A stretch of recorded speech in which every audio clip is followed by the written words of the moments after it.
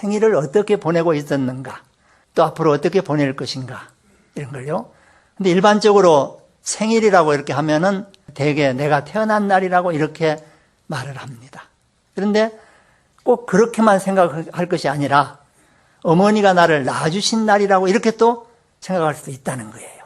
생일을 흔히 우리는 내가 태어난 날이라고 해서 선물을 받는데 어머니에게 그날 선물을 사서 한번 드려보면은 어떨까 한번 생각을 해봤습니다.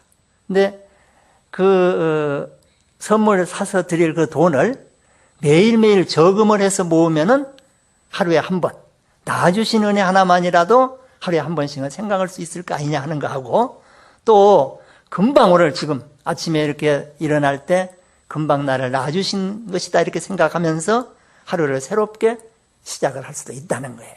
그래서 그 돼지 저금통을 마련하고 거기다가 하루에 10원씩만 아침에 일어나서 딱 넣으면서 이렇게 낳아줘서 고맙습니다 이렇게 해서 그 돈을 모으면은 1년이면 3,650원이 되거든요. 그 돈으로 자기 생일날 선물을 사서 드릴 수도 있고, 또 100원씩도 할 수 있고 1,000원씩도 할 수 있고, 그렇게 해서 그 뜻은 어디에 있느냐 하면은요, 금방 나를 낳아주신 것으로 생각하는 점도 있고요. 또 하나는 지금 여기서 어떻게 마음을 내실지는 모르겠어요. 내가 그렇게 해야 되겠다. 매일매일 저금통에다 돈을 모아서 그 돈을 모아가지고 내 생일날 어머니에게 선물을 사서 드려야 되겠다. 이렇게 생각을 하실 걸로 믿는데요. 근데 그게 지속적으로 한다는 게 그렇게 쉽지가 않습니다. 그래서 참 중요한 것이, 제가 이 말씀을 꼭 드리려고 지금 시작을 했는데, 앞으로 이렇게 어떻게 살 것인가를 이렇게 목표를 세워서 바꿔볼 때에 그렇게 살 수 있는가 없는가 하는 것은 자기 자신의 정진력에 달려 있습니다. 근데 우리는 그 방금 이렇게 말씀드린 그런 자기 생일날 선물 사드릴 돈을 모으기 위해서 저금통을 하나 갖다 놓고 그렇게 한다는 거예요. 그걸 실천조차도 그렇게 쉽지가 않다는 거예요. 그러나 불가능한 일이 아니거든요. 그 얼마든지 마음 내면 할 수 있는 일인데, 근데 그걸 하루도 안 빠지고 평생을 할 수 있느냐 없느냐 이렇게 놓고 볼 때에 거의가 다 자신을 못 합니다. 그래서 정진력이 없어서 그렇다는 거예요. 내가 무슨 소원이 있어서 그걸 이루고자 하지만은 중생은 이루지 못한 게 정진력이 없어서 그런데요. 부처님이 성불하고 그렇게 다 원을 다 이룰 수 있었던 것은 그 용맹정진하는 정진의 힘으로 그랬다는 겁니다. 그래서 오늘 제가 말씀드리는 이 정진은 그냥 우리가 노력한다 하는 그런 의미보다는 정진력, 정진을 할 수 있는 힘을 기른다는 거예요. 그래서 그 힘을 세 가지로 제가 나누어 보겠습니다. 하나는 실천력이에요. 해야 되겠다 하면 그것을 실천에 옮길 수 있는 힘, 그걸 실천력이라는 그 힘력자를 그다 붙여본 겁니다. 억지로 하려고 애를 쓰고 이렇게 하는 게 아니라 탁 해야 될 일이 있으면 탁 한다 이거예요. 그래서 뒤로 미루지 않고요, 실천을 바로 할 수 있는. 그래서 이제 하나의 우리 일상 가정 생활에서 예를 든다면은 학생들이 숙제도 뭐 내일 하느니, 공부하라고 하면 내일 하느니 이렇게 뒤로 미루고 이렇게 안 하기가 쉽다는 거예요.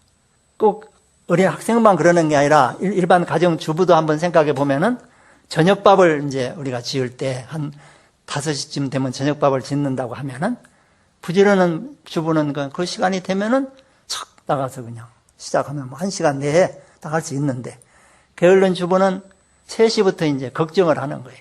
저녁밥도 지어야 할 텐데 이렇게 하면서 뒤로 미루다가 3시, 4시, 5시, 6시 이렇게 앉아 있을 수가 있다는 거예요. 그래서 실천력을, 실천할 수 있는 힘을 길러야 된다는 것. 정진력에서. 그리고 또 하나는, 두 번째는 지속력입니다. 지속적으로 그걸 할 수 있느냐 없느냐 하는 거예요. 근데 우리는 대개 무슨 일을 이렇게 하다 보면은 처음에 한 며칠 이렇게 하다가 안 하는 날이 생기기 시작합니다. 그걸 하다 말다 그런데 하다 말다. 그러다 점점 안 하는 날이 많아지는 것을 그럭저럭이라고 그래요. 그럭저럭. 그러다 그만둬버린 걸 흐지부지 그러거든요. 그래서 우리 중생이 모든 일에 성공하지 못하고 이루지 못한 것은 하다 말다 그럭저럭 흐지부지 해서 그렇게 됐다는 거예요.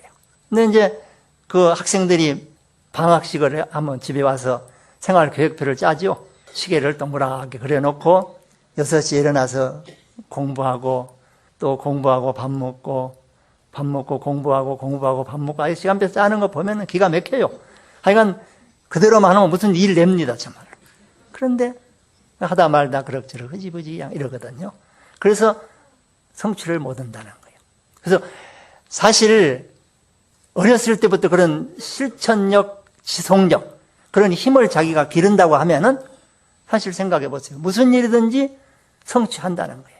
그런데 그런 정진력이 없기 때문에 성공을 못하고 성취를 못한다 이렇게 볼 수 있어요.